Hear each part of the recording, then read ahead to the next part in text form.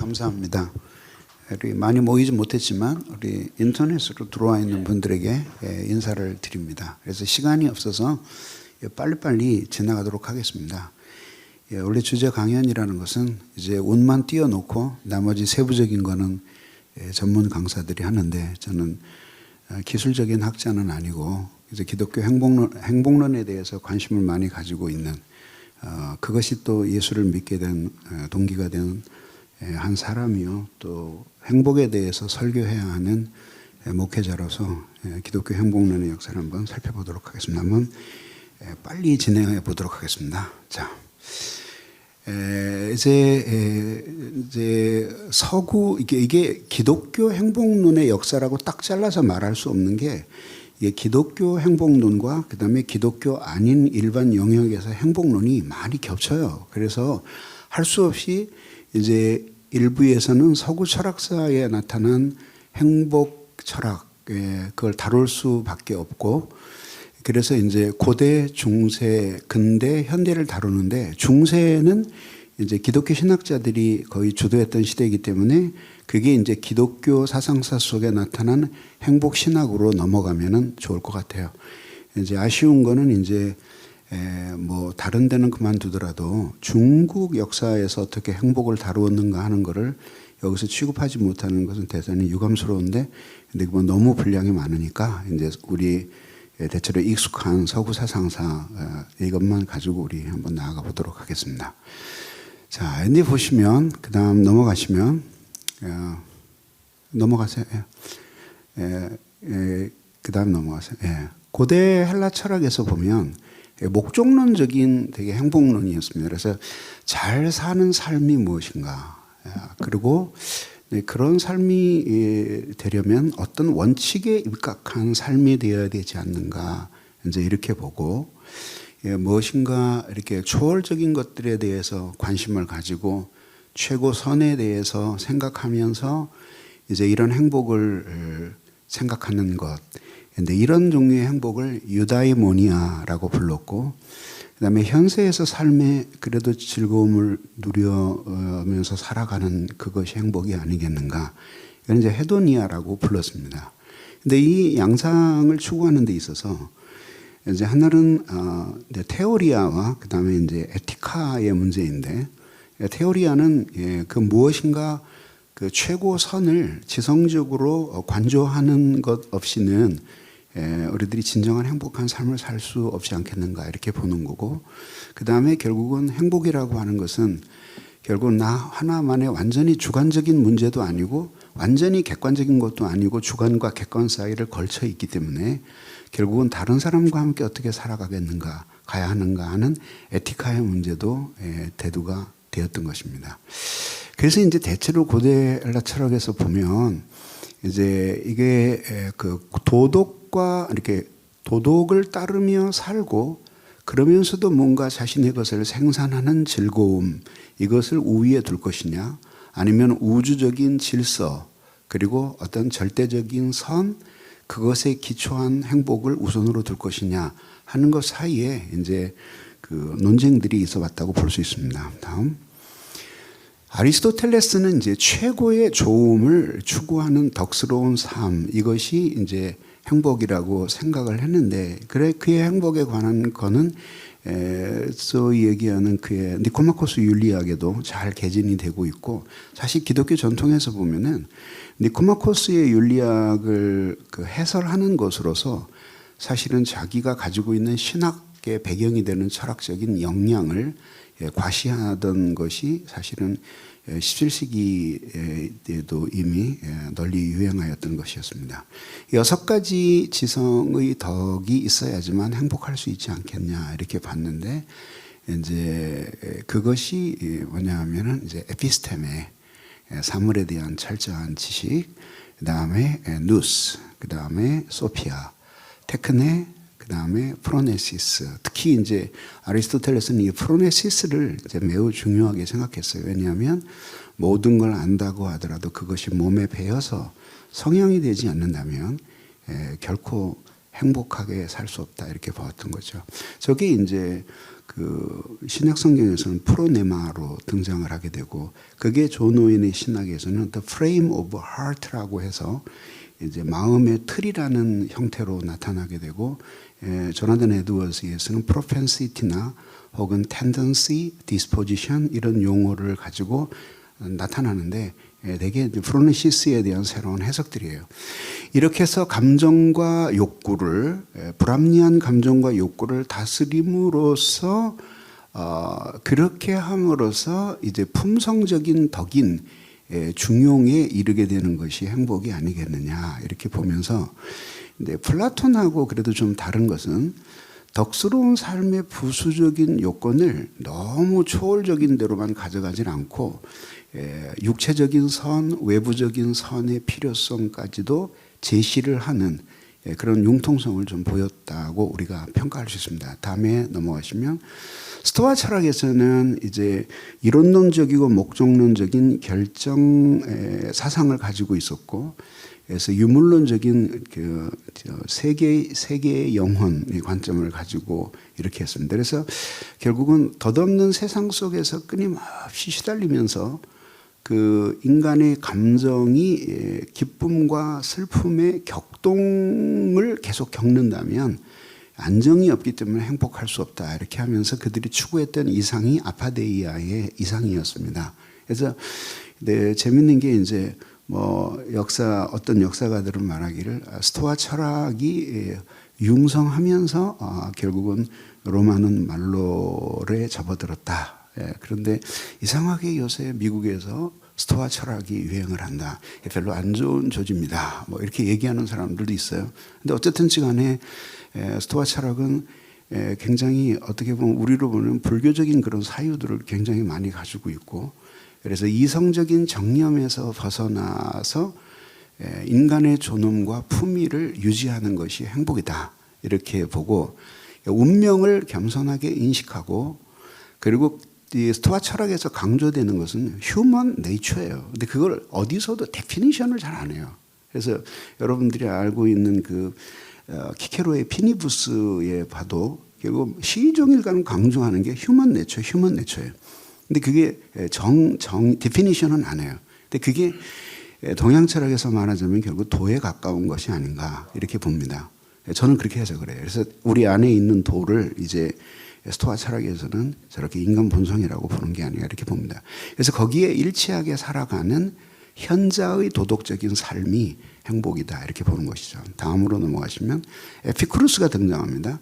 세상에 관여하지 않는 평안함, 그리고 그런 신을 상정하고 도덕적인 심판, 섭리 이따위 개념들은 다 거부하고, 그 다음에 이제 그 헤도니아 안에서 아트락시아를 찾는 그것이 진정한 행복한 삶이 아니냐, 이렇게 보죠. 그래서 얼핏 보기에는 니체의 생각에 많이 다가가고 있는데, 또 이상하게 니체는 에피쿠로스를 막 혹독하게 비판을 합니다. 그래서 이렇게 결이 좀 다릅니다.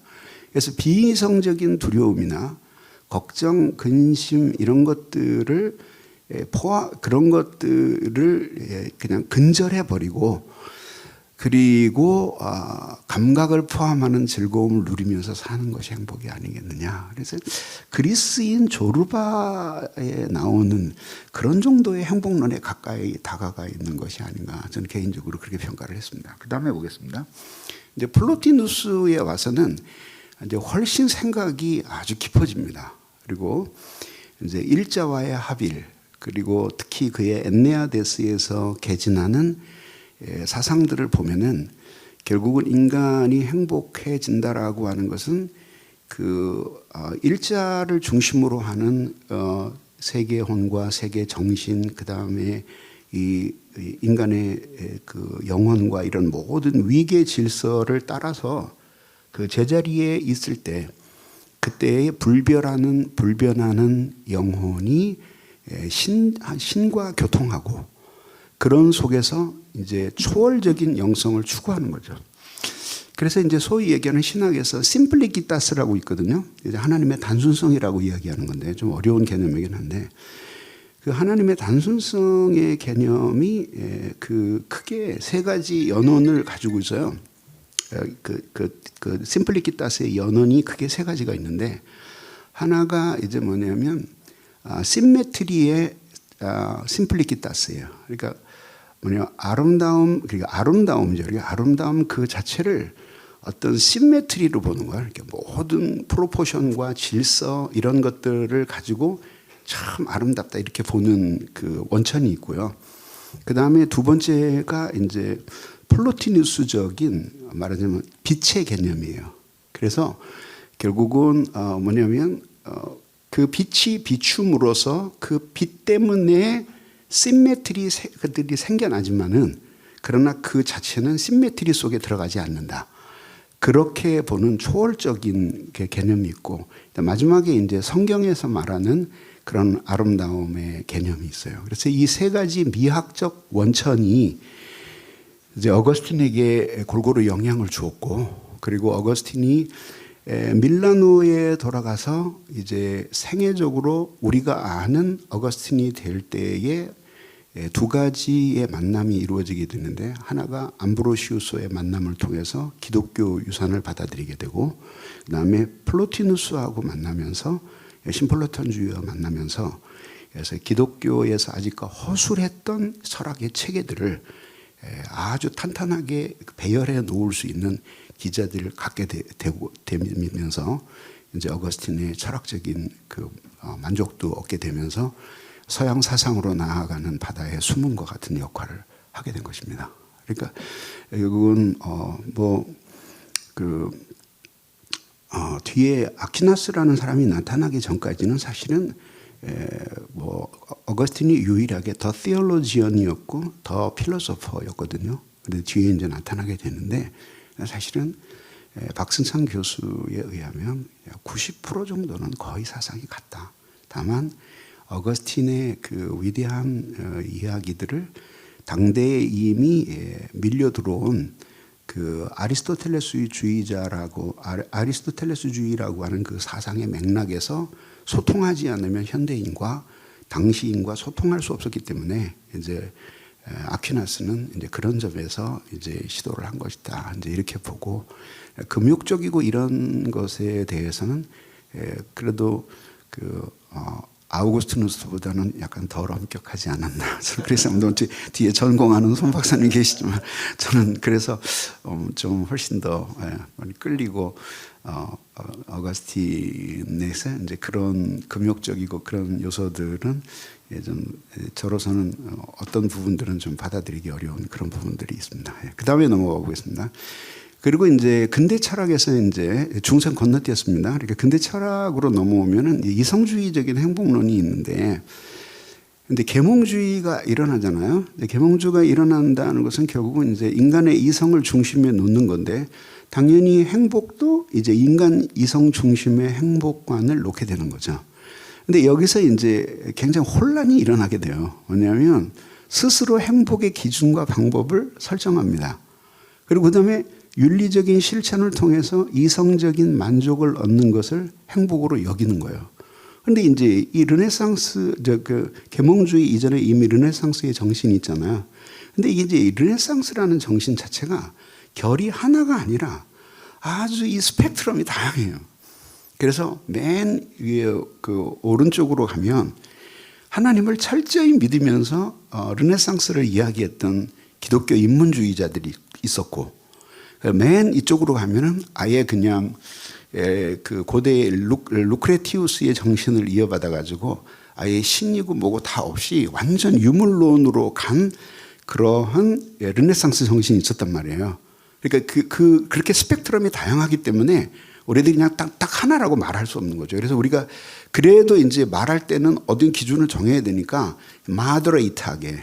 그래서 마더레이트한 정도의 르네상스 주의자들은 어땠겠느냐. 근데 그냥 기본적으로 가지고 있는 생각은 신의 존재를 어느 정도 인정을 해요. 근데 그런 신관이 이미 이제 고전적으로 이렇게 하나님이 막 우리 속에 간섭하시고 하는 그런 종류의 신관이 아닌 훨씬 다른 종류의 신관을 갖게 되는 거죠. 르네상스에서도 기본적으로 피렌체나 바도바나 이런 데서 일어났던 정신을 보면 기본적으로 깔려 있는 것은 숙제는 그들이 철학 활동을 통해서 해결하려고 했던, 심지어 예술 활동을 통해서라도 해결하려고 했던, 그건 두 가지예요. 이게 뭐냐면 어떻게 내가 신 앞에서 순수한 사람이 되는가, 순수한 정신을 가진 사람이 되는가라고 하는 거였고, 두 번째는 어떻게 내가 이웃과 함께 어울려서 사람다운 삶을 살 것인가 하는 것이었는데, 문제는 뿌리 자체가 흔들리고 있는 거죠. 그러니까 어려운 거죠. 그 중국어의 한자어에서 이 그 행복을 신푸라고 말을 해요. 근데 신푸 자체가, 푸는 복인데 신은 뭐냐면 어쩌다 그런 뜻이에요. 그러니까 이게 중국 사람들이 생각하기에 행복은 이게 무슨 뭐 당연한 권리라든지 자연적으로 누리게 되는 게 아니라 어쩌다가 굴러오는 그런 게 행복이다, 이렇게 본 거죠. 그런 점에서 이제 굉장히 행복 자체가 포지티브한 거예요. 근데 잡았는가 하면 놓치고 또 놓쳤는가 하면 잡을 기회도 있는, 그러나 모두에게 공정하게 허락되지는 않는 그런 개념의 상태라고 본 거거든요. 근데 그렇게 하다 보니까 이제 결국 그 이성주의 그 윤리적인 실천을 통해서 이성적인 만족으로 행복을 얻는다고 봤는데, 그래서 이제 심리적인 에고이즘도 등장해요. 그래서 이기심의 문제를 여태까지는 막 아주 정죄하고 극복의 대상으로만 기독교권에서 생각을 했는데, 이제 이기심의 문제를 좀 훨씬 긍정적으로 다루기 시작하는 거죠. 이제 그러면서 이제 심리적 에고이즘을 어느 정도 용납을 하고, 왜 그건 또 무엇 때문에 이제 중세 교회에 대한 반감, 그리고 개인의 자유의 창달, 자유로운 주체로 사는 것 등등에 있어서는 사실은 저런 심리적인 에고임을 어느 정도 인정하지만 안 되는 거거든요. 그러면서도 이제 자유로운 정신은 규범적인 시선으로부터 해방을 요구했고, 이러면서 결국 그 인간이 최소한의 행복을 누리기 위해서는 통제가 필요하다라고 하는 사상이 등장하게 되면서 사회 계약론의 배경을 이루게 되는 겁니다. 그러면서 이제 도덕과 행복의 통합을 이루어야 되겠는데, 사실은 그 통합에 실패했다고 저는 생각을 해요. 그리고 원래 그 체스터턴이 이야기한 것처럼 원래 도덕이라고 하는 것은 종교를 통해서 주어지는 거거든요. 이게 무슨 뜻이냐면, 그가 체스터턴이 그 전집에서 그런 얘기를 해요. 왜냐하면 싸우지 말자라고 하는 것은 우리 합의에 의해서 이루어지는 것이 아니라 이미 싸우는 것은 나쁘다라는 것이 우리 안에 이렇게 심겨지는 거죠. 그리고 그것은 종교적인 거다, 이렇게 보는 거죠. 근데 어쨌든 그래서 도덕과 행복을 통합해야 되는데, 이때만이 아니라 이후에도 이걸 통합하는 일이 쉽지 않아요. 결국은 성공하지 못해요. 그래서 이제 뭐 도덕 감각이 있고, 그리고 또 그 도덕 감각을 발현할 때 인간은 만족하기 때문에 결국은 이거 도덕과 행복이 통합되는 것이 아니야, 이렇게 설명을 하는데, 근데 칸트 같은 사람은 반대하거든요. 그게 양립될 수 없다, 이렇게 보거든요. 그러니까 내가 배가 고픈데 내 빵을 나보다 더 배고픈 사람에게 줄 때 그게 내가 행복하다라고 말하는 거는 그건 아니다, 이렇게 보는 거죠. 그러니까 나는 여전히 고통을 받는 거다, 그러고 보는 거예요. 그러면 그런 행복을 어떻게 느끼겠냐? 이제 그런 문제를 가지고 이제 고민을 하게 되는 거죠. 그다음 보겠습니다. 그러니까 토마스 홉스는 이제 모든 인간을 결국 행복하기 위해서 결국 자기 이익을 추구하는 존재다, 이렇게 보는 거죠. 그래서 원시 상태의 인간은 매우 위험에 노출되어 있는 존재이고, 그렇기 때문에 사회 계약이 필요한데 이것은 재앙적인 요소를 통제하기 위한 것이다. 그러면서 이제 교육, 그다음에 강력한 중앙 집권제적인 그런 통치를 요구하는 그런 것들을 이제 강조를 하게 됩니다. 그다음에 이제 보겠습니다. 스피노자의 경우는 이제 아시다시피 범신론적이고 결정적인 세계관을 가지고 있죠. 그래서 자연을 둘로 나눠서 생산하는 자연과 생산되는 자연, 능산적인 자연과 소산적인 자연으로 나누면서 모든 사물에게 신은 내재적인 원인이고, 자연은 목적이 없는 필연성이다 이렇게 봅니다.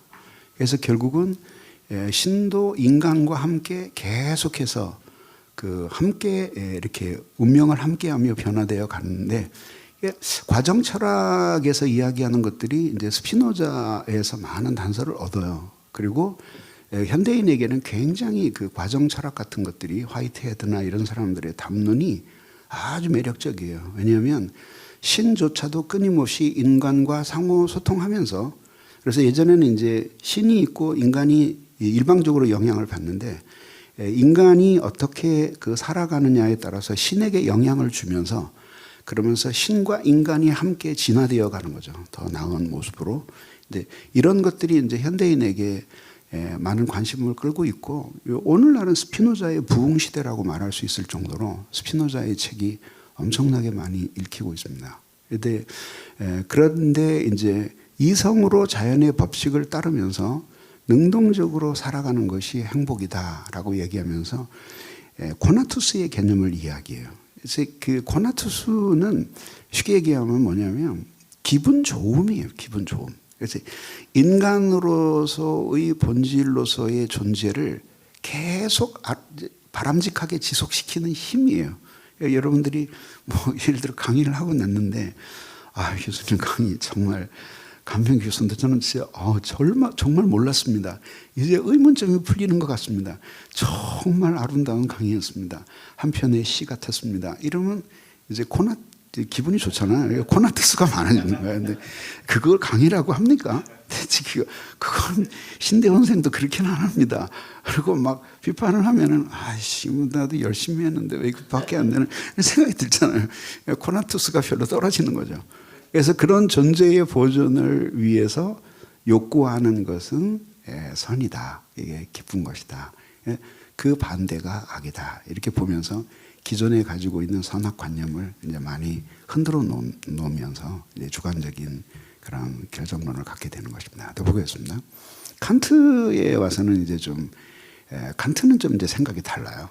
그래서 칸트를 우리 비판 철학자라고 부르는데, 비판했다는 건 무슨 뜻이냐면은 그 당시에 내려오는 두 가지의 커다란 철학적 전통이 결국은 인식론을 비롯해서 모든 것을 좌우해요. 그게 뭐냐면 하나는 이제 대륙의 합리론이고, 그다음에 영국의 경험론이거든요. 그래서 두 가지를 가지고 하는 건데, 근데 그거를 이제 칸트 얘기하면 너무 길어질 것 같아서 제가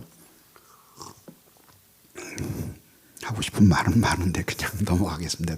어쨌든 칸트는 이제 이 소위 얘기하는 대륙의 합리론은 기본적으로 인간이 가지고 있는 신이 부여한 본성, 내재적인 그걸 말하자면은 본유 의식이 있다고 본 거죠. 본유 관념이, 그거를 기준으로 해서 이제 이 모든 것들을 판단한다 이렇게 본 거죠.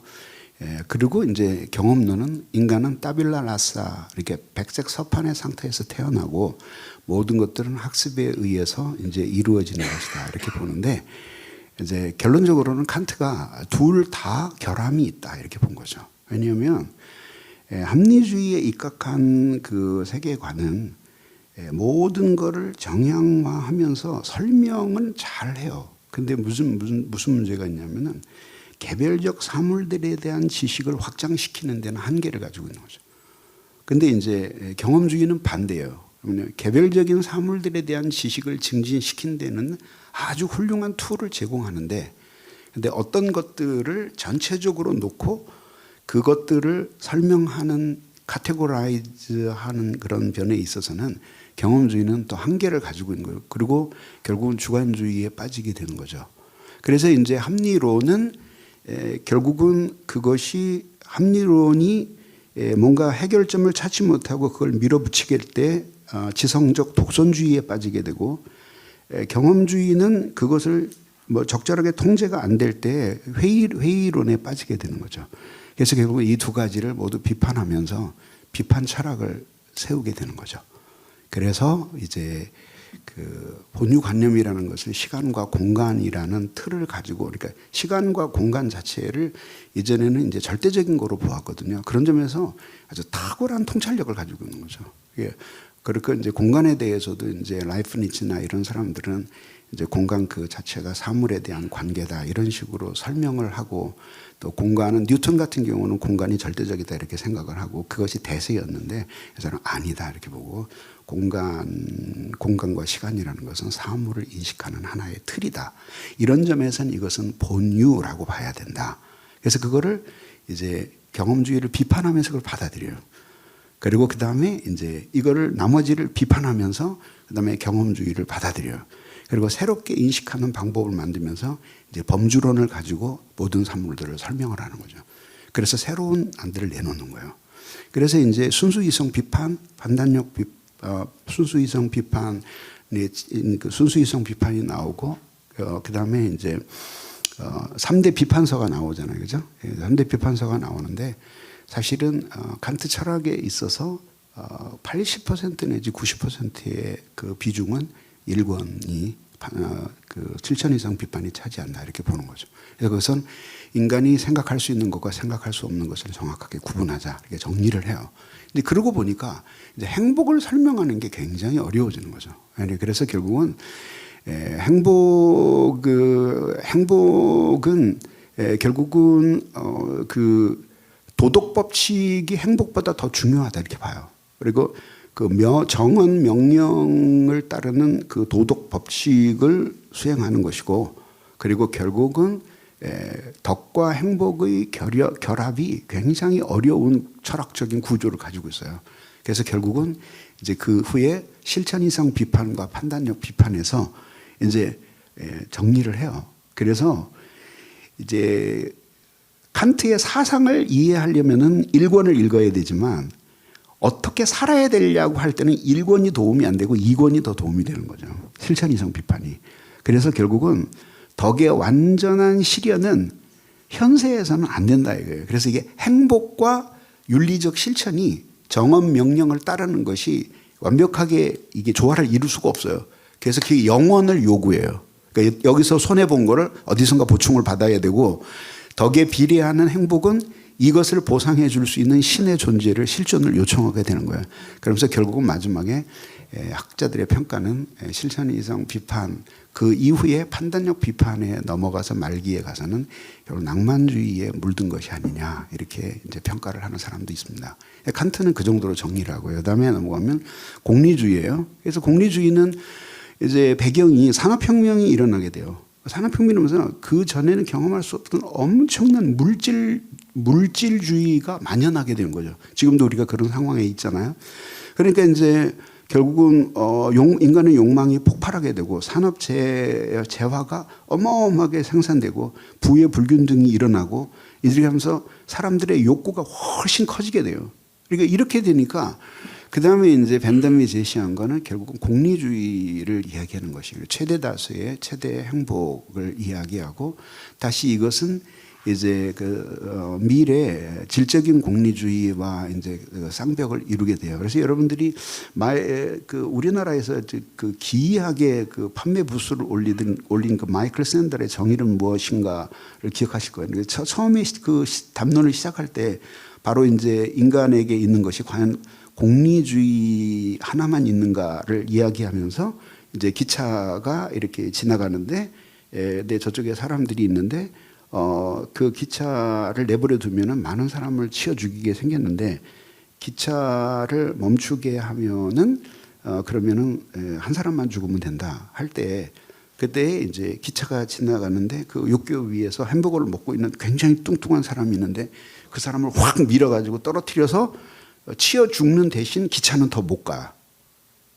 그때 그것이 옳으냐라고, 그 한 사람이 죽고 그다음에 저쪽에 철로에 있는 사람이 여러 사람 살리게 됐을 때 이게 좋으냐.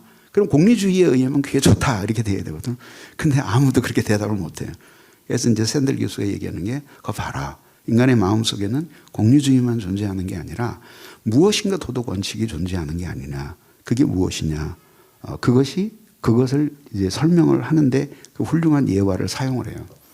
그래서 이렇게 공리주의적인 접근은 행복에 대한 임시 방편이지 그것이 궁극적인 설명은 안 됐다 이렇게 봅니다. 그 다음 넘어갑니다.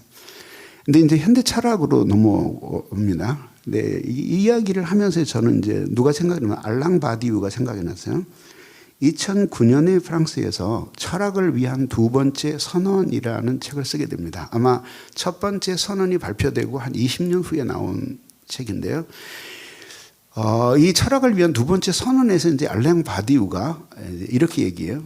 20년 전에도 철학은 위기였고 20년이 지난 지금도 철학은 위기다 얘기하는데 20년 전에 왜 철학이 위기였냐면 실존주의부터 이런 사상으로 해서 철학 자체가 아예 쓸모없는 상황으로 만들어버린 거예요. 탈철학화되어 버린 거예요. 그런 점에서 철학이 위기가 왔다면 20년 후인 2000년대에 와서는 개나 소나 다 철학을 한다 그런다 이거야. 그래서 위기가 찾아왔다는 거야. 당사절의 행복론에서도 똑같아 상황이에요. 어떻게 됐냐면요. 결국은 실존주의가 등장하고 이렇게 하면서 결국은 인간에 대한 행복의 담론이 사라져버려요. 그래서 결국은 행복론의 위기가 왔어요. 근데 지금은 뭐냐면 개나 소나 행복을 얘기해. 그냥 먹방에 가면 거기에 행복론이 나오고 그 다음에 길방에 가면 또 길방 알죠? 이렇게 여행하는 방에 가면 거기 또 행복론이 있고 그럼 여기서 무슨 되지도 않는 실험 예를 들자면 계란에다가 물감을 풀고 물감에다가 설탕을 넣고 설탕에다가 조청을 넣고 거기에다 구두약을 집어넣어서 그 마이크로웨이브 거기다 돌리면은 어떻게 될까? 그런 실험 하는 게 막 몇백만 뷰씩 나오는 거야. 그래서 애들 보고 물어보면 엄마한테 혼난다. 그렇게 간단하게 대답을 하는데 근데 이렇게 나오는 거예요. 그러니까 너도 타도 다 행복을 얘기하는 거죠. 3만 원짜리 오마카세 35가지 찌끼다시가 나오는 것을 먹는 행복부터 시작을 해가지고 쫙 깔리고 거기에 사람들은 정신을 팔고 살아가는 거예요. 그런 점에서 이제 알랑 바디우가 철학을 위한 두 번째 선언에서 이야기한 것과 똑같은 행복론의 위기가 오늘날 우리에게 있는 것이 아니냐 이렇게 보는 거죠. 그래서 결국은 이성을 신뢰하게 되는 것이 이제 양차 세계대전을 통해서 이제 깨지잖아요. 그래서 인간이 얼마나 악랄해지고 비참해질 수 있는가를 깨달으면서 결국은 마지막에 이성이 은총을 끌어내려서 상위에 등극을 했는데 등극시켜놓고 보니까 마지막 역사적인 결과가 너무 비참해. 그러니까는 이성을 다시 보좌에서 끌어내려버린 거예요. 근데 그 끌어내린 게 누구였냐? 이성이 끌어낸 거예요. 아이러니죠. 이성이 끌어내고 그 다음에 감정과 욕망을 안 찼다 그러는데 안 친 것도 이성이고 끌어내린 것도 이상이에요. 이게 무슨 혼란의 시대가 시작된 거예요. 그러면서 결국은 회의주의, 염세주의, 허무주의 그리고 인간은 뿌리가 없다. 그리고 결국 인간은 잉여적 존재다. 그리고 인간에는 존재의 의미 같은 거 물을 필요가 없다. 이런 식의 것들이 유행하게 되는 거죠. 그래서 이제 현대인들의 행복에 관한 질문은 실존에 대한 신학적이고 철학적인 질문이 가능하겠느냐 이렇게 보면서 정치, 사회, 경제, 심리학 그리고 물질, 그다음 과학, 기술 이런 쪽으로 접근을 하게 되고요. 자유에 대한 담론도 예전에는 균형을 이루었어요. 그런데 이제 산업혁명 이후에는 결국 자유에 대한 개념은 유물론적 사유로 흐르게 되고 제도와 그리고 정치, 독재 권력 그리고 신체 자유 이런 것들로 축소되게 됩니다. 그다음 넘어가겠습니다. 쇼펜하우어는 행복이 삶의 목표라고 보질 않았어요. 이제 그런 것 자체는 아니다 이렇게 보았고 그리고 결국 인간은 고통과 권태 사이에서 그 맹목적인 의지의 지배를 당하는 삶이다 이렇게 보면서 결국은 최종적으로는 불교적인 사유를 도입을 하면서 그 금욕적인 삶을 통해서 그래도 고통을 줄일 수 있다 이제 이렇게 봤습니다. 다음 넘어가겠습니다. 이제 니체는 이제 아주 괴짜예요. 그래서 고대적인 목적론적 행복관 한 방에 날려버립니다. 그리고 근대 쾌락주의적인 행복관 모두 날려버려요. 그러니까 플라톤부터 아리스토텔레스, 심지어 파스칼, 토마스 아퀴나스 전부 다 니체에겐 비인간적인 인간들이에요. 다 날려버리고 그다음에 에피쿠루스 아니에요. 그리고 미친 듯이 쾌락을 추구하는 사람 다 아니에요. 근데 이 신기한 사람이에요. 그래 아주 자유롭게 살고 아무것도 얽매이지 말아야 된다라고 얘기하면서 도덕의 반도덕성을 이야기하고 반도덕의 도덕성을 이야기하면서 결국은 자유로운 문제를 이야기하면서 디오니시오스적인 그런 말하자면 삶을 살아야 된다 이렇게 보는데 정작 자기 자신은 굉장히 금욕적인 삶을 살았어요. 그래서 그 자기 자서전에서 무슨 얘기를 하냐면 나는 가슴에 손을 얹고 일평생 여자와 돈과 명예에 연연한 적이 단 한 번도 없다. 그럴 정도로 살았던 사람이었어요. 그래서 결국은 니체에게서 행복은 목적이 될 수 없어요. 그리고 그것은 감정적인 차원으로 행복을 이해하는 것도 거절해요. 그러면 어떻게 보냐? 이제 그가 이상적으로 생각했던 것은 위버맨시예요. 그래서 초인이라 그러는데 사실은 초인이 아니라 번역할 수가 없어요. 근데 위버는 오버, 그리고 맨은 그냥 맨이에요. 예. 맨시는 맨이에요. 그래서 뭐 영어 번역에서 또 오버맨이라고 번역을 했는데 굉장히 오바스러워요. 그리고 뭐 심지어 슈퍼맨으로 번역을 해서 막 그런데 아니 그냥 위버맨시예요. 위버맨시는 뭐냐면 인간 자체는 힘을 추구하는 존재예요. 그래서 그 힘을 상승 강화하고자 하는 생명을 가지고 있는 게 인간이라고 보는 거죠. 그래서 그거를 이제 권력의 의지, 빌레즈 호마흐트라고 하는데 권력의 의지로 번역을 했는데 그건 오역이고요. 권력이 아니라 한 개체로서 스스로 존재할 수 있는 힘이고 그거를 상승 강화할 수 있는 힘이에요. 근데 그것들이 이제 정치론적으로 해석이 돼서 서로 부딪혀서 나치 독일을 가져왔다라고 하는 그 사람들도 있는데 그거는 너무 오버한 거고요. 말하고 싶었던 그게 아니라 이제 상승 강화하는 그런 그 힘의 상승을 통해서 오케스트라처럼 모든 것들이 조화를 이루면서 함께 생명의 충만한 기운도 누려간다고 보는 거죠. 그래서 결국은 선악의 저편 같은 데를 읽어보면 기존의 선악의 개념들을 다 무너뜨려 버리는 거죠. 그래서 다 개나발이다. 그리고 결국은 도덕이라는 것은 각자가 써내려가는 거다. 이렇게 보는 거죠. 그리고 그거를 뛰어넘어서 살아가는 것이 행복이다. 이렇게 보는 거죠. 프랑크푸르트에 반해서 아도르노 같은 경우에는 이제 산업 문명이 만들어내는 이게 문화적인 생산물들 여기에 순응하는 현대인들이기 때문에 불행하다 이렇게 보고 이제 마르쿠제 같은 사람들도 이제 그런 1차원적인 행복론을 폐기하고 그리고 다시 한번 자기 자신을 찾아가야 된다 이렇게 하면서 문화 비평적인 견해들을 가지고 행복을 논하게 됩니다. 네, 넘어가겠습니다.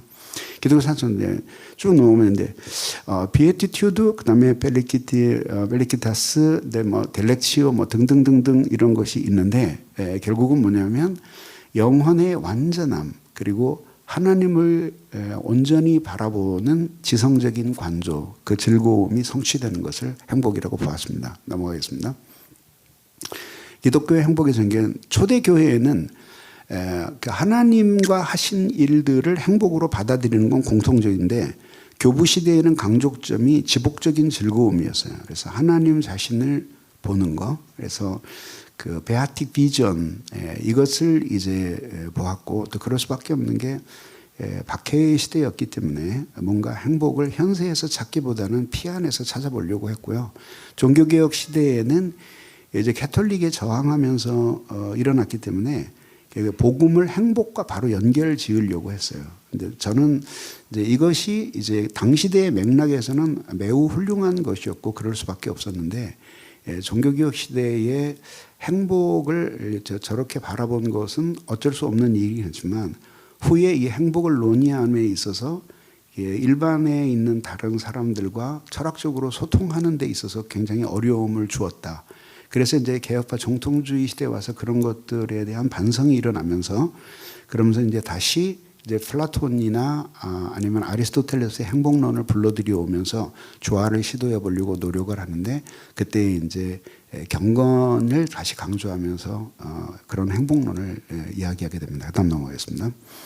교부들의 행복론은 필멸할 인간의 비참 마음, 그다음에 하나님의 은총으로 인한 구원에서 시작이 되고요. 인간의 행복은 하나님과 하나님의 현전 안에 있는 것, 그리고 본질적으로 종말론적인 행복을 관을 가지고 있었어요. 이제 현세에서 성취되기 어려운 거니까 중세 교부는 이제 아리스토텔레스의 도덕 철학을 도입하게 되고, 그러면서 이제 피안에 치우쳤던 행복론들이 약간 조정이 되면서 차 안에서의 행복에 대해서 말하고자 한 것, 그것이 이제 중세 교부들의 발전이었다 이렇게 보고, 아퀴나스가 일조하지 않았을까 이렇게 생각을 합니다. 전공자가 있어서 매우 조심스러워요. 함부로 말을 못하겠어요. 아우구스티누스는 제가 그래도 많이 읽었는데 아퀴나스는 너무 많이 읽지는 않았어요. 근데 행복을 향한 여정이에요. 그래서 저는 그냥 딱 정리를 하겠습니다. 이제 아우구스티누스의 이게 행복론의 역사를 쭉 보면 말도 안 되는 이야기를 한 사람은 아무도 없고요. 또 모두 말이 되는 이야기만 한 사람도 없어요. 그리고 그건 왜냐하면 행복에 대한 관점은 시대의 흐름에 따라서 또 달리 조정이 되어야 하기 때문에 이제 그럴 수밖에 없었어요. 그리고 그랬는데 아우구스티누스 같은 경우는 그 당시에 뭐 부정을 하는 사람도 있지만, 그러나 기본적으로 아우구스티누스의 사상을 지배하고 있는 하나의 요소가 스토아 사상이었거든요. 그건 부인할 수가 없고요. 여러분들은 혹시 그 아우구스티누스의 위대한 회심 사건이, 그 모멘텀이 뭔지 아세요? 모멘텀이 뭐냐면요, 그 폰티치아누스라는 사람이 이야기 하나를 들려주어요. 그 이야기를 듣는 게 모멘텀이 돼가지고 스파크가 일어나고 회심에 이르게 돼요. 그 사람이 누굴 얘기했는 줄 아세요? 안토니우스에 대해서 얘기한 거예요. 근데 그 극단적 금욕론자였어요. 그래서 최초로 수도원을 세우고, 그분은 평생 씻지도 않았거든요. 그리고 있다가 설교해달라고 아주 사장하면 잠깐 내려왔다가 하고 빨리 돌아가는 사람이었어요. 그리고 또 그 사람의 생애를 쓴 사람이 그 아다나시우스예요. 그러니까 기본적으로 그 분들이 훌륭한 기독교의 교부들이지만 그 시대의 아들들이었음을 벗어날 수는 없었던 거죠. 그렇기 때문에 이제 아우구스티누스의 행복론 중에서 오늘날 우리에게 적용하기 어려운 그런 것들을 우리가 발견하게 된다는 것을 인정할 수밖에 없는데, 그런데 말입니다. 아우구스티누스의 이 두 가지만큼은 어떤 행복론을 이야기해도 그걸 빼놓고는 행복을 이야기할 수 없다는 요소 두 개를 이야기해요. 그게 뭐냐면은 질서의 개념이에요. 질서의 개념인데, 이제 하나는 인식의 질서의 개념이고요. 또 하나는 사랑의 질서 개념이에요. 그러니까 결국은 무슨 뜻이냐면, 인식은 필요 충분 조건은 아니에요. 필요 조건이에요. 근데 이제 사랑은 이제 충분 조건이에요. 그래서 인식으로서 세계의 질서를 인식하고, 그래서 그 질서를 거스르는 것을 악이라고 본 거거든요. 말룸이 결국은 그 질서를, 그 오르도를 거스르는 거라고 본 거예요. 그래서 이제 초기에 회심하고 가시키요쿠마에 있을 때 쓴 게 그게 이제 데오르디네라고 하는 질서론에 대한 작품을 쓰는데, 말하자면 디렉토리 같은 그런 작품을 쓰는 거죠. 근데 그렇게 이제 쓰는데, 근데 결국 뭐냐면 인식으로 무엇이 가장 위에 있고 그 다음에 아래에 있는가 하는 인식론적인 구도를 가져야 되고, 행복의 조건으로. 두 번째는 옳다고 생각하는 것을 따라서 사랑의 질서를 가질 수 있는 이 내적인 힘이 있어야 된다. 이 두 가지가 없이는 인간의 행복에 이를 수 없다. 근데 이거는 이 두 가지는 다른 철학적인 견해는 보태고 뺄 수 있는데, 이 두 가지를 빼고는, 이 두 개는 행복의 양대 축과 같아서 두 개를 빼놓고는 기독교적인 행복은 말할 수 없다. 이렇게 보는 것이죠. 그 다음에 토마스 아퀴나스는 이제 아베로에스의 철학을 받아들이면서 이제 주지주의적인 행복과 능동지성을 얘기하면서 현세에서 실현 가능한 행복론을 제시하는 거죠. 그래서 주지주의적인 입장을 수용하고, 은총에 의지하지 않는 지복의 성취는 확고하게 거부를 하는 신본주의적인 그런 그 행복에 대한 사색을 보여줍니다. 그 다음에 넘어가겠습니다. 그 다음에 종교개혁자들의 행복론으로 넘어가면 종교개혁자들의 화두는 인간의 타락이었어요. 하나님의 진노, 그리고 하나님의 심판, 그리고 복음에 의한 구원, 이거였거든요. 그래서 결국 복음이 곧 그들에게는 행복이었어요. 그래서 종교개혁자들의 행복론은 다분히 구원론적이고 기독론적인 행복이에요.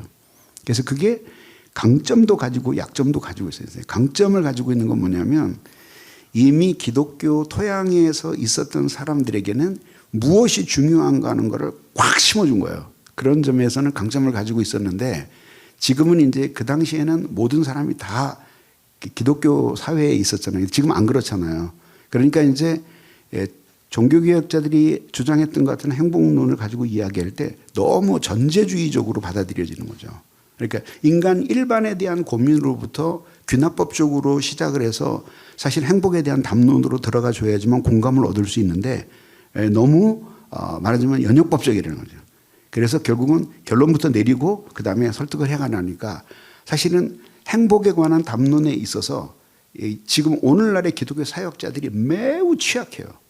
그래서 뭐냐면 예수 믿어야 행복합니다.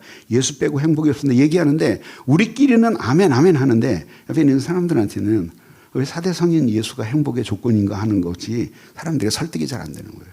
그래서 이제 인문학 공부를 해야 될 필요가 그렇게 있고 일반적인 인간들이 어떻게 행복에 대해서 깊이 고민했는가 하는 것을 깊이 생각을 해야 되는 거죠. 제가 늘 하는 얘기가 제가 21살에 무신론자에서 21살에 무신론자로 14살 때부터 21살까지 무신론자로 살다가 이제 기독교에 귀의를 했는데 나는 그래서 난 하나님께 영광 돌리려고 예수 믿은 적 없어요.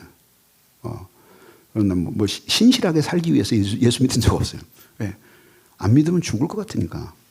그래도 믿는 게 행복할 것 같아서 예수를 믿은 거거든요. 근데 그러면 그 다음에도 기독교는 나에게 행복을 줘야 되잖아요. 어떻게 그걸 줄 것인가. 그걸 지금 오늘로 고민을 해야 되는 거죠. 그 다음에 넘어가겠습니다.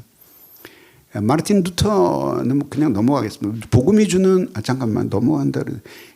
복음이 주는 그리스도인의 참된 자유를 이제 이야기한 거죠. 그러면서 이제 결국은 칭의에서 이제 말하자면 이제 중세가 애덕을 추구했다면 이 사람은 신덕을 추구한 거예요. 그래서 그 믿음이 주는 유익을 이야기하면서 이제 복음이 주는 그리스도인의 참된 자유 안에 거기에 행복이 있다라고 하는 이제 이런 것들을 주장을 하게 됩니다. 그 다음에 칼빈으로 넘어가면 좀 더 구체적으로 그려내요. 칼빈도 물론 급격한 회심을 경험했습니다만은 루터보다는 훨씬 더 좀 조화를 이루려고 애를 써요. 그러면서 이제 인간의 존엄성 문제를 이제 형상 개념을 가지고 이제 등장을 하는 거죠. 그래서 그것도 법학자였잖아요. 알티치아치 같은 사람에게서 이제 법학을 배우고 좀 이름 잊어버렸는데 또 하나 이제 구시대의 법학 이론과 신시대의 법학 이론을 이제 같이 배워요. 그래서 법학적 사고가 아주 훌륭해요. 그게 신학을 펼치는데 아주 큰 도움이 된 거죠. 근데 그런 알티치아시 같은 사람에게 이제 법학을 배우면서 이제 칼빈은 이제 행복에 대한 거를 이야기하면서 인간의 존엄성을 이야기하고 그 존엄성이 인간이 어떻게 말하자면 행복해야 하는 어떤 근저가 되는 거죠. 그것을 하나님의 형상이라고 보았고 그 형상 때문에 결국 인간은 존엄성을 갖는다. 이렇게 했다는 것은 아주 굉장한 업적이라고 저는 생각을 해요. 아주 구체적이지는 않았지만은 그러나 굉장히 많은 것들 했다. 이렇게 보고 그 다음에 이제 칼빈은 좀 이제 조심한 게 뭐냐면 지복적 행복, 지복 직관의 행복, 소위 얘기하는 베아티튜드 오브 비지오니스라고 하는 지복 직관의 행복에 대해서 부정은 하지 않았어요. 그리고 그건 굉장히 그에게서 강조돼요. 근데 이제 너무 이거를 강조하다가 탈현세적이 되고 너무 중세에 기울까봐 염려는 좀 했어요. 그래서 조정해 주려고 많이 애를 썼습니다. 그리고 이제 현실적으로 제시한 것이 Mortification of Sin, Vivification of Grace라고 하는 이론을 제시하면서 결국 우리가 이 행복한 삶을 유지하기 위해서 죄는 죽이고 은혜는 계속 우리 안에서 살아나야 된다. 그리고 이것은 신자의 일생 동안 계속되어야 할 그런 노력이다. 여기에 우리 행복이 달려다 이렇게 봅니다. 넘어가겠습니다. 그다음에 개혁파 정통주의자들은 이제 여기에서 괄목할 만한 점은 중세의 지복직관의 행복론을 다시 소환해요. 이유가 뭐였냐면은 아까 말씀드린 것처럼 뭔가 잘못되었을 때 개혁이 일어나면 항상 반대로 튀잖아요. 근데 이거는 항상 약간 지나친 성격이 있어요. 그리고 이제 한 세기 정도 흘러가고 나니까 그 다음에는 이제 상황이 많이 바뀌었어요. 그래서 결국은 보다 더 깊은 뿌리 있는 행복론을 제시하고 싶었어요.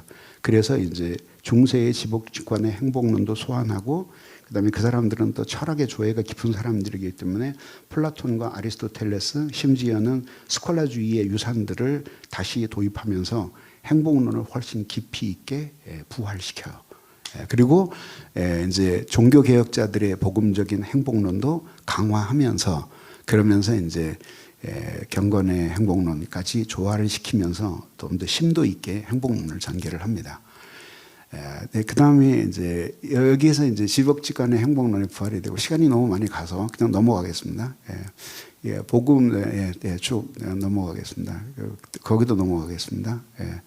근현대의 이제 행복론으로 넘어가면 참 이게 어렵죠. 왜냐하면은 근현대의 기독교 행복론이라는 게 진짜 그 하나님을 우리가 믿는 것처럼 그런 신관을 가지고 행복론을 제시한 사람들이 아니라 이제 이미 이 신론에 이미 깊이 기울어져 있었기 때문에 도덕적 심리주의와 도덕적 회의주의가 등장을 하면서 17세기의 정치 이론과 함께 등장한 도덕 심리주의가 있어요. 그래서 결국은 이런 인간의 이기심도 부정하고 싶지 않고 사회적인 호의 사이에서 균형을 이룰 수 있는 제3의 길을 제시해야 했어요. 그런 낙관론을 믿었고 그런 그 낙관론을 믿으면서 세속적 이신론의 도덕적 냉소주의, 그러니까 폐기론이죠. 이런 것들도 반론하고 그러면서 이제 하게 돼요. 근데 이런 사상을 가지고 있었던 대표적인 사람이 애덤 스미스 같은 사람이에요. 그래서 그의 도덕 공감론이나 이런 책들 또 보면 경제 이론가이기지만 도덕가이기도 했거든요. 이렇게 당시를 17세기 말과 18세기를 휩쓸었던 하나의 학풍이 있었어요. 그게 뭐냐면은 심플러턴주의의 운동이었어요. 옥스퍼드와 케임브리지를 중심으로 일어났고 이것이 기독교의 파도가 치면서 소위 얘기하는 스콜라 아우구스티니아 모데르나라는 운동을 일으켜요. 오늘날의 그 스콜라 어거스틴 학 운동이라는 게 펼쳐지면서 그러면서 이제 도적 심리주의와 만나게 되고 샤프즈 벨이라든지 그런 컬스워드라든지 그런 케임브리지의 그 도덕 미학론자들이 이제 등장을 하게 되면서 이제 그 플라톤적인 사유에 의한 직관론과 그 다음에 자연 상태에 근거한 힘 이런 것들이 이제 함께 설명이 되면서 결국은 인간의 마음 속에 어떤 심리적인 작용이 있어서 도덕적인 결정을 하게 하는가 그리고 그것이 이제 미학 개념과 관련이 되어서 이제 그렇게 하면서 이제 아름다운 것들을 플라톤이 이미 고민하거든요. 왜 선한 것보다는 아름다운 것을 사람들이 더 좋아하느냐 이렇게 의문을 제기하는데 이제 그거에 대한 답들이 이루어져요. 근데 그 자료를 한번 흥미가 있어 찾아봤는데 헤아릴 수 없어요. 어마어마하게 쏟아져 나와요. 그때 그 자료들이. 근데 그 중에 어떤 것들은 굉장히 참고할 만하고 저기에 기초해서 저시에서 많이 힌트를 받은 사람이 조나단 에드워즈의 신앙 감정론이라는 책이에요. 정동윤이 나오면서 이제 이건 선이고 이건 악이다. 그러니까 이건 버리고 이걸 사랑해라. 그러는데 이게 사랑이 잘 안 되는 거예요. 변심하는 거예요. 그러니까 어떻게 하면 이걸 지속적으로 사랑할 수 있게 하게 하겠느냐. 그러면서 거기에 이제 말하자면 뉴센스 이론도 나오고 여러 가지 이론들이 나와요. 근데 그 참고해 볼 만한 가치가 있다고 생각됩니다. 넘어가겠습니다. 자, 그냥 다 넘어가겠습니다. 끝내겠습니다. 자, 그냥 다 끝내겠습니다. 아주 결론을 정리하겠습니다. 이제 결론적으로 말하면은요. 이제 저의 이제 견해입니다. 다 살펴본 결과 마지막에 내리는 결론이 뭐냐면 기독교에서의 이 행복론은 사실은 지금 오늘 시대에서는 거의 논의가 안 되고 있고 정리가 안 돼 있다 이렇게 봐요. 그래서 너무 물질 중심적이고 뭐 세상에 복 받는 것들을 중심으로 했고 그 행복론이 안 됐기 때문에 기복 신앙 같은 것들이 미신적인 신앙이 한국 교회를 휩쓴 거예요. 그게 한국만이 아니라 미국이고 뭐고 모든 나라를 다 강타했어요. 지금은 이제 아프리카 대륙을 관통하고 있고 알리스트 맥그레스 박사하고 개인적으로 얘기를 하는 가운데 알리스트 맥그레스 박사의 이야기는 이 세계에 있는 기독교 교파 중 가장 장기적인 생존 가능성을 가지고 있는 교파가 오순절이다 이렇게 정리를 하더라고요. 근데 그게 이제 행복 개념과 밀접한 관계가 있는 거예요. 그래서 이제 그거는 이제 아니다 이렇게 보고요. 그러면 어떻게 그러면 우리가 기독교적 입장에서 행복론을 정의할 것이냐 이렇게 보는 거죠. 그건 뭐냐면 제가 니체의 말을 빌어서 간단하게 비유를 하자면 하늘과 대지 사이에 있는 존재임을 인정해야 된다. 그래서 이제 니체는 사실은 하늘을 인정하지 않았고, 그리고 어거스틴을 비롯한 초대 교부들은 대지를 인정하지 않았어요. 물론 그분들은 그렇게 동의하지 않겠지만 우리가 판단할 때는 그랬죠. 그래서 치우쳤어요. 그러니까 근데 사실은 우리는 엄격하게 말하면 하늘과 대지 사이에 있는 존재다. 그렇기 때문에 결국은 인간의 행복에 대한 기본적인 구도는 결국은 하나님 앞에서 자기가 사물들의 질서를 깨닫고 두 번째로는 사멸할 것과 영원한 것 사이의 구분을 분명히 하고 그 다음에 영원히 있는 영혼과 사라질 육체에 대한 구분을 분명히 하는 인식의 질서가 필요하고 그 다음에 그 질서에 맞게끔 사랑도 그렇게 작동하는 것이 되어야지만 이중적인 생활이 안 되고 인식과 사랑이 일치하는 그 행복이 된다 이렇게 보는 거죠. 이제 거기까지는 이제 아거스틴을 비롯한 모든 사람들에 대해 다 같이 생각하는 건데 하나 이제 종교 개혁자들과 현대에 와서는 뭐 별로 그런 행복도 없지만 7세기 개혁파 1725년에 개혁파 정통주의가 끝날 때까지 그때까지의 기독교 행복론에다가 반드시 보탬이지 않으면 안 된다라고 하는 것만 잠깐 1, 2분 말씀을 드리고 끝내겠습니다. 그게 뭐냐면 이제 물질과 현실에 대한 이걸 어떻게 행복에 연관시키느냐라고 하는 거죠. 그래서 20년 전을 기준으로 현재 우리가 누리고 있는 물질 생활의 수준이 17세기의 왕족이 누리던 수준의 소비를 누리고 있는 거예요. 그러니까 그 당시에는 생각할 수 없는 현실이 벌어진 것이고 그리고 이게 20년, 40년 후에는 이거는 지금 이제 무슨 문제가 생겼냐면은 장자가 고민했던 내가 꿈의 나비가 되었는데 그 꿈이 현실이냐 내가 사람으로 있는 게 현실이냐라고 하는 리얼리티의 문제가 나온 거예요. 지금 가상현실과 그다음에 진짜 현실 사이가 이제 도치가 되어서 더 많은 시간을 가상현실 속에 보낼 수도 있다라고 하는 거죠. 이제 이런 상황에서 행복을 이야기할 때 그냥 17세기까지의 논의되었던 행복론만을 가지고 이 현세를 설명할 수 있겠느냐에 대해서는 매우 회의적이에요. 회의적이고 현실적이지도 않고 그리고 성경적이지도 않고 그거죠. 그래서 이제 어떻게 정리를 해야 될지 그래서 많은 사람이 주목한 건 아니지만 제가 염려에 관하여라는 책을 심혈을 기울여서 썼고 제가 17개월을 본 책이거든요.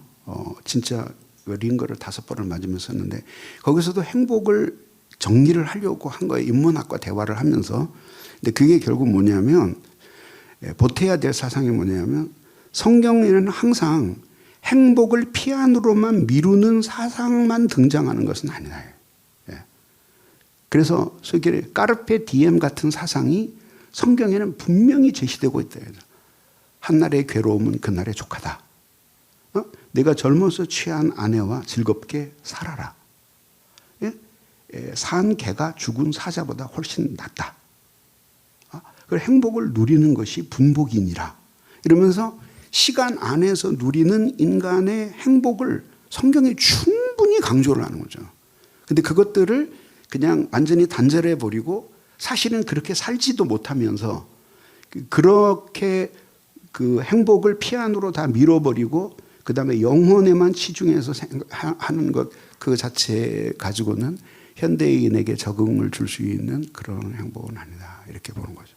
그래서 이제 답을 제가 내릴 수는 없지만 그러나 이렇게 현세에서 이렇게 맛있는 음식을 먹고 사실 칼빈도 이런 걸 열어놔요. 맛있는 음식을 먹을 때 그 기호품 같은 거는 우리 건강하고 아무 상관이 없는데도 하나님이 누리라고 주신 거다. 그 안에서 하나님의 선하심을 발견하고 찬송할 수 있어야 된다. 이렇게 보는 거죠. 그래서 이제 보완하고 싶은 것은 뭐냐면 이런 설명을 해야 되겠다. 이렇게 여기서 오늘 즐거운 사람들과 만나고 맛있는 것을 먹고 아름다운 풍경을 보고 하는 이것들을 행복의 요소로 받아들이고 그것을 전체적인 질서 안에 어떻게 복종시키면서 살아갈 것인가. 마지막 두 번째는 도저히 바꿀 수 없는 것. 그런 불행이 우리에게 일어나잖아요. 그리고 또 죽어야 하는 것, 필멸의 존재. 이런 것들. 그러니까 바꿀 수 있는 것들은 최선을 다해서 바꾸고 이 세상에서 만족을 누리며 살고 그리고 바꿀 수 없는 것들은 용감하게 받아들이기를 니체의 정신으로 받아들이면서 바꿀 수 없는 것들은 받아들이면서 그러면서 살아가고 그 자기에게 일어나는 모든 일을 하늘의 의미와 연관시키면서 자유로운 한 주체로 아무것도 두려워하지 않고 사는 것 이런 요소들이 가미된다면 현실에 적응 가능한 기독교 행복론이 되지 않을까 생각합니다. 감사합니다.